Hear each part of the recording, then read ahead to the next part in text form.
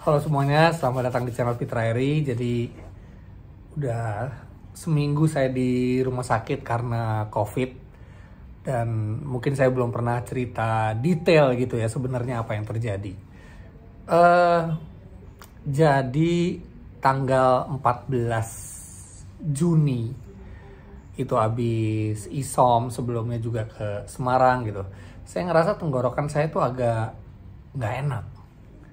Ya udah, terus habis itu saya punya kebiasaan kalau badan saya nggak enak tuh langsung swab antigen. Langsung swab antigen, ternyata bener ada positif dikit. Diulang lagi positif. Habis itu PCR ternyata positif dan saya langsung ngabarin keluarga saya.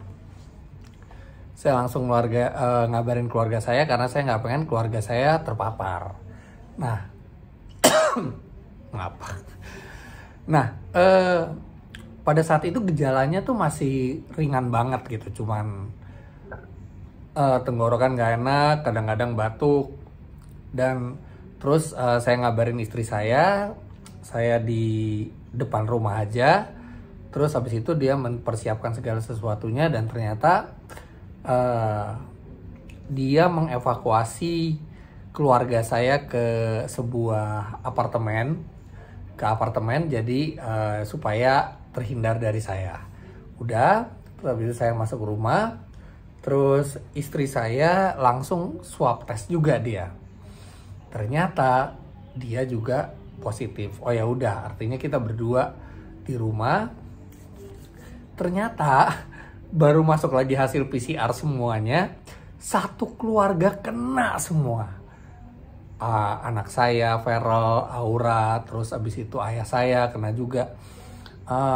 Ya udah, akhirnya kita isolasi mandiri.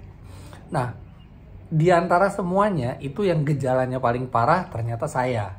Saya tuh panasnya nggak turun-turun, 38, 39, dan itu harus pakai paracetamol. Nah, cuman yang saya lakukan waktu itu, saya butuh dokter. Jadi saya ikut program isolasi mandiri dari satu rumah sakit. Biayanya mahal juga itu. Satu orang itu kena 28 juta rupiah. Waktu itu karena yang bergejala itu saya dan ayah saya daftarin saya dan ayah saya itu untuk isolasi mandiri tapi dengan pengawasan dokter. Nah, udah habis itu kita diawasin dokter semua, tiap hari dipantau suhu, dikirimin kit buat saturasi oksigen semua. Cuman masalahnya waktu itu saya tuh panas dan saya tuh nggak bisa makan karena penciuman juga hilang. Jadi bener-bener nggak bisa makan sama sekali. Dan akhirnya tuh setelah kira-kira 5 hari isolasi mandiri, 5 hari 6 hari isolasi mandiri, dokter yang menangani saya tuh ngeliat bahwa, wah Pak, ini kok saturasinya rendah ya, kok Bapak lemes ya, kok Bapak panas terus ya gitu. Ini Bapak harus ke rumah sakit. Nah, mungkin ada yang bertanya, kok gampang banget dapet rumah sakit gitu. Sedangkan sekarang lagi membludak banget. Nah, kebetulan itu program isolasi mandiri yang saya jalanin, itu salah satunya adalah selain mereka mengawasi, kalau keadaan jadi gawat, itu mereka menyediakan ruangan. Makanya program isolasi mandiri itu cukup mahal juga karena ternyata ada jaminan untuk mendapatkan ruangan. Alhamdulillah pada saat saya butuh saya dapat ruangan, walaupun itu juga proses nyarinya dari rumah sakit juga masih sekitar 6 jam. Akhirnya saya dijemput oleh ambulans dan dibawa ke rumah sakit. Sampai di rumah sakit itu semuanya langsung ditanganin, langsung dipasang infus semua. Tapi tetap nggak bisa makan. Tapi minimal saya dikasih obat-obatan yang sesuai dengan gejala saya. waktu itu nggak enak banget, lemes banget, bener-bener sakit yang paling nggak enak yang pernah saya rasain dengan COVID ini. Udah gitu baru 3 hari saya masuk rumah sakit, ternyata ayah saya juga saturasi oksigennya rendah dan akhirnya dikirim juga ke rumah sakit. Kebetulan kamar saya itu kamar yang bisa menampung 2 orang. Jadi saya sama ayah saya satu kamar. Jadi nggak apa-apa. Jadi ada temennya. Terus ya udah. Nah, update terakhir sekarang saya udah much better. Mungkin suara saya masih kelihatan beda, tapi napas saya udah enak. Bahkan kadang-kadang nggak pakai oksigen juga nggak apa-apa.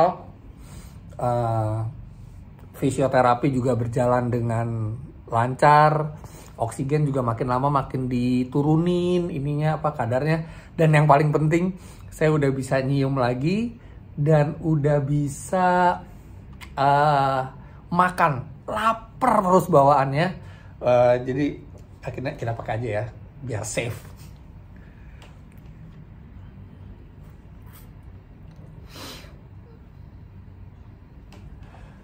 Makan juga lancar sekarang, alhamdulillah badan seger. Tinggal fisioterapi, karena kan virus corona tuh menyerang paru-paru juga. Jadi ada fungsi pernapasan di situ yang agak terganggu. Walaupun sekarang alhamdulillah nih saya nggak deg-degan sama sekali, nggak ngos-ngosan ngomong gini. Dan ayah saya juga udah mulai membaik, dan alhamdulillah yang di rumah justru lebih cepat lagi membaiknya semua. Jadi doain aja teman-teman, kita bisa ngelaluin semua ini. Masih ada beberapa konten yang udah sempat dibuat pada saat sebelum COVID. Moga-moga bisa ditayangin, dan moga-moga kalau udah cepat sembuh bisa balik lagi bikin konten-konten. Tapi yang sekarang ini yang paling penting itu adalah recovery. Dan terima kasih banget buat support semua teman-teman. Luar biasa doanya semua. Saya berharap kebaikan teman-teman dibalas oleh Tuhan, dan teman-teman semua stay safe ya. COVID itu nyata. Saya nggak setuju kalau dibilang saya di-endorse COVID. Siapa yang mau bayar saya? Mau bayar berapapun saya nggak mau dapat COVID seperti ini. Stay safe ya. Sekarang lagi merajalela banget buat yang punya kesempatan vaksin. Dan nggak tahu ya, saya juga udah berusaha menghindari COVID, tapi ternyata kena juga setelah hampir 2 tahun. Jadi yang penting ya berdoa ke Tuhan, semoga kita selalu dilindungi, dan kalaupun terkena semoga kita gejalanya ringan. Jadi itu aja update saya. Terima kasih buat support semua teman-teman. Sekarang saya lagi proses recovery, semoga dalam waktu singkat sudah bisa balik dan berkarya lagi. Terima kasih, sampai ketemu di video selanjutnya.